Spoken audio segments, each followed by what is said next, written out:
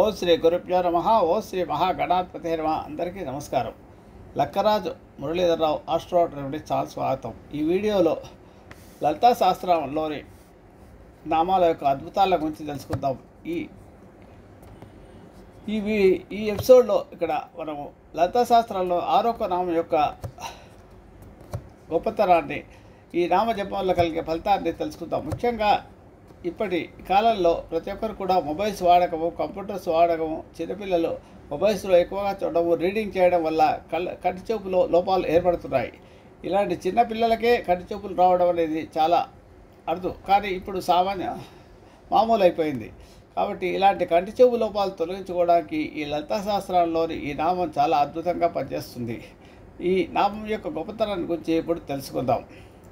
లలితా శాస్త్రంలోని ఈ అద్భుతం ఏంటంటే, కంటి చూపులు లోపాలు తొలగించుకోవాలంటే ఈ నామాన్ని జపం చేయాల్సి ఉంటుంది.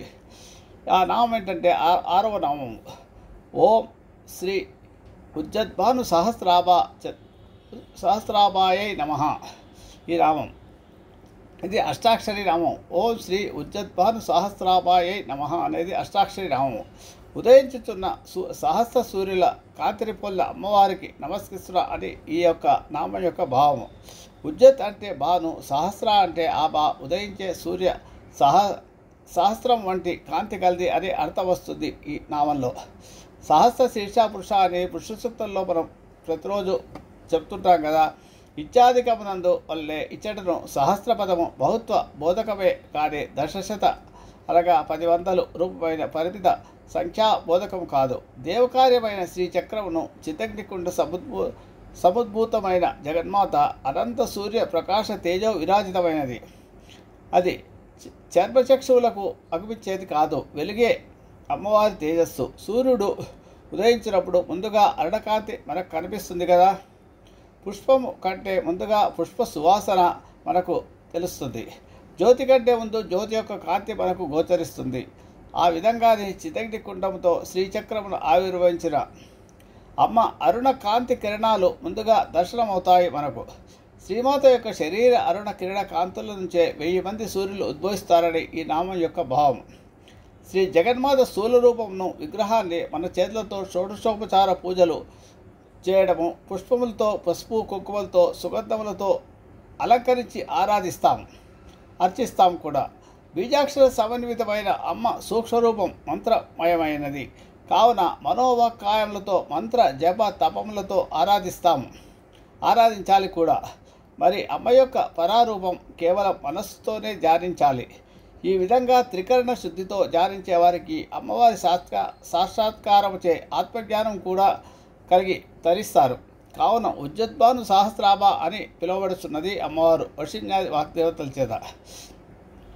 సూర్యభగవానుడు ఉదయిస్తేనే ఈ కిరణకాంతులతో ప్రపంచానికి వెలుగు కలుగుతుంది కదా. అది మనందరికీ తెలిసిన విషయమే. కమలాలు వికసిస్తాయి.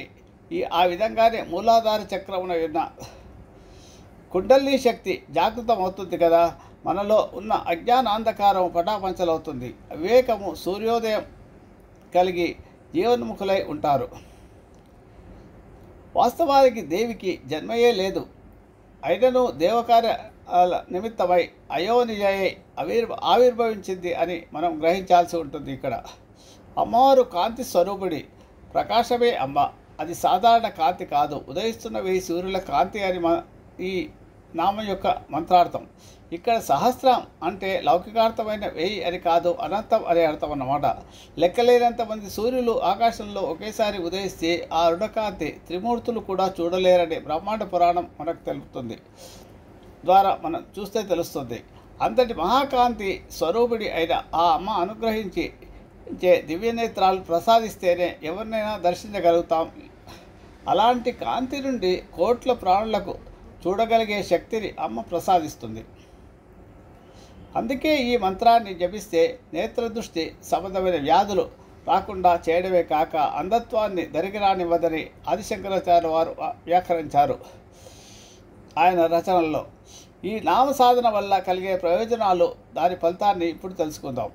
కంటి చూపు సరిగా లేని వారు, చిన్నపిల్లలకే ఈ రోజుల్లో దూర దృష్టులు ఏర్పడుతున్నాయి కదా. మొబైల్స్ వాడకం వల్ల, కంప్యూటర్స్ వాడకం వల్ల అలాంటి వాటి నుంచి ఇబ్బందులు పడి సమస్యలు రాకుండా ఉండడానికి 50 రోజుల పాటు ఈ మంత్రాన్ని రోజుకు 108 సార్లు చొప్పున సూర్యోదయ కాలంలో జపిస్తే చూపు ఐసైట్ బాగుపడుతుంది. రేచీకటి ఉన్నవారు ఉదయము సాయంత్రము ఈ మంత్రాన్ని రోజుకు 108 సార్లు చొప్పున సంవత్సర కాలం జపం చేస్తే రేచీకటి తొలగిపోతుందని వామకేశ్వర తంత్రం చెప్తుంది.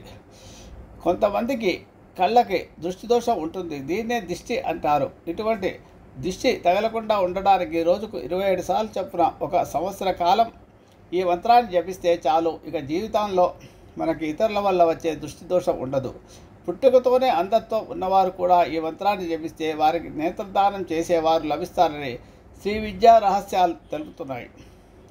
నిత్యం 11 సార్లు ఈ మంత్రం జపం చేస్తే చూపు చాలా పురోగతి చెందుతుందని భాస్కర్ రాయల వారు కూడా వివరించారు.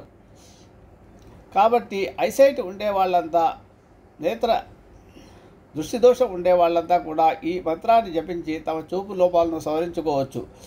నమ్మకంతో భక్తితో అమ్మవారిని శరణాగతి కోరితే తప్పకుండా ఫలితం లభిస్తుంది. శుభమస్తు.